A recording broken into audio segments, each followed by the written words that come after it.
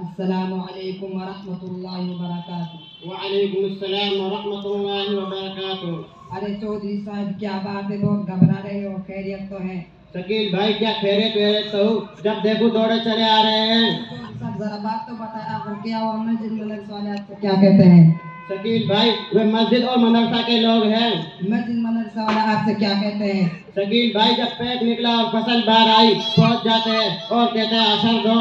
ارے چودھری صاحب ایک مرتبہ میں جامع مسجد میں جمعے کی نماز پڑھنے کے لیے گیا تھا، تو امام صاحب لوگوں کو بتا رہا تھا کہ کھیتی کی پیداوار، کپاس و اناج ہے، پھل، ان سب پر عشر واجب ہے، اور اگر کسی کے پاس مال ہے تو سال بھر میں ایک مرتبہ زکوٰۃ فرض ہے۔ شکیل بھائی عشر اور زکوٰۃ ہر سال نکالنے میں لگے رہے تو بچوں کے لیے کیا جمع کریں گے؟ کل پھر ان کی شادی وغیرہ کا مسائل ہے، ان کو کیسے پورے کریں گے؟ السلام علیکم ورحمۃ اللہ وبرکاتہ۔ وعلیکم السلام ورحمۃ اللہ وبرکاتہ۔ ارے عقل کے اندھو، بہت دیر سے عقل کے پیچھے ڈنڈا لے کر دوڑ رہے ہو، زکوٰۃ اور عشر ہی نکالنے میں لگے رہے تو بچوں کے لیے کیا جمع کریں گے؟ ارے نادانو، جس خدا نے ہم کو پیدا کیا اسی خدا نے ہمارا حصے کا رزق بھی پیدا کیا ہے۔ یاد رکھو، کوئی بھی انسان اس وقت تک نہیں مر سکتا کہ جب تک اس کے حصے کا رزق اس کے حلق کے نیچے نہ اتر جائے۔ ارے کچھ آیا سمجھ میں چودھری صاحب یا نہیں؟ جی ہاں مولوی صاحب۔ ارے اللہ نے جتنے بھی احکام اپنے بندوں کے لیے مقرر فرمائے ہیں ان میں بے شمار حکمتیں رکھی ہیں جن کو ہم نہیں سمجھ سکتے۔ اگر آپ دیکھو گے اسلام کا پورا نظام حکمتوں سے بنا ہوا ہے۔ ارے مولانا صاحب ہم کو بھی کچھ بتائے کہ ان کے اندر اللہ نے کیا حکمتیں رکھی ہے؟ زکوٰۃ اور صدقات کے فائدے دنیا میں بھی ہیں اور آخرت میں بھی ہیں۔ حضور صلی اللہ علیہ وسلم کا فرمان ہے، جس نے اپنے مال کی زکوٰۃ ادا کر دی اس نے اپنے مال کے شر کو ختم کر دیا۔ اور دوسری جگہ فرمایا، زکوٰۃ کے ذریعے سے اپنی مالوں کی حفاظت کرو۔ اور زکوٰۃ میں ایک فائدہ یہ بھی ہے کہ انسان پر آنے والی مصیبتیں ٹل جاتی ہیں۔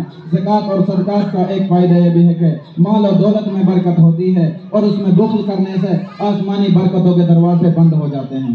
ارے مولانا صاحب زکوٰۃ ادا کرنے میں اللہ نے بہت فائدے رکھے ہیں۔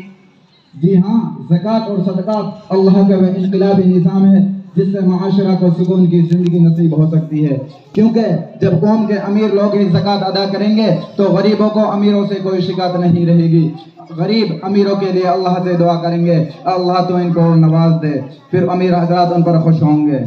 مولانا صاحب آپ نے تو بالکل سچ فرمایا، چونکہ بعد مرتبہ انسان اس غربت کی وجہ سے چوری، ڈکیتی اور جو جیسی بری حرکت کرنے لگتا ہے، کبھی اپنی زندگی سے ہاتھ دھو لینے کا فیصلہ کرتا ہے اور کبھی پیٹ کا جہنم بھرنے کے لیے اپنی عزت اور عصمت کو نیلام کر دیتا ہے، جس کی وجہ سے معاشرہ کا سکون ختم ہو جاتا ہے۔ واقعی معاشرہ کا سکون کو قائم رکھنے کے لیے اسلام کے نصرت سے بہتر کوئی دوسری چیز ہو نہیں سکتی۔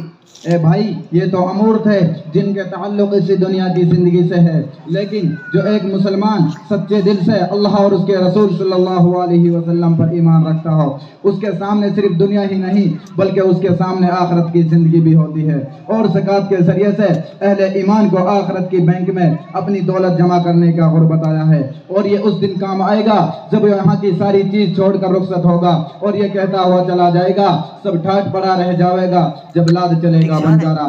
اس لیے خوش قسمت وہ لوگ ہیں جو اپنی دولت سے آخرت کماتے ہیں۔ مولانا صاحب آپ نے تو واقعی بہت یقیناً مولانا صاحب آپ نے تو واقعی ہم تو اس کے بہت یقین مولانا صاحب آپ نے تو واقعی ہم اس بڑے رقم سے غافل ہی نہیں بلکہ کو سے دور تھے۔